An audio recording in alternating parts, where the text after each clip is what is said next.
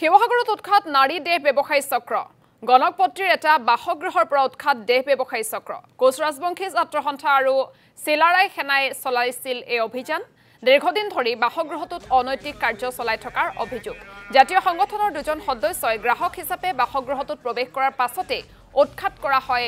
দেহ ব্যৱসায়ী চক্ৰটো বাসগৃহটোৰ পৰা উদ্ধাৰ দুগৰাকীকৈ যুৱতী গ্ৰাহক যোগান ধৰা দালাল আজিজুলক ঘটনাস্থলীতে কৰায়ত্ব কৰে সংগঠনটোৰ সদস্যসকলে ইতিমধ্যে আজিজুল নামৰ দালালটোক গতাই দিয়া হৈছে আৰক্ষীৰ হাতত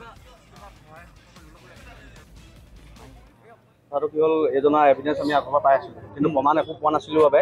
আজি আমি ধৰিবৰ কাৰণে হাতেলুতে ধৰিবৰ কাৰণে আজি আমি কাষ্টমাৰ হিচাপে যোগাযোগ কৰিলো কৈছে যে মানে আমি মানে তেওঁক আমাক ফটো দিছে কেনেকুৱা ছোৱালী লাগিব তাৰপিছত আমি হোৱাটছআপ যোগে ফটো দিছিলে এই ফটোবোৰ হেৰি কৰি পিনে তেওঁলোকক পাতিলো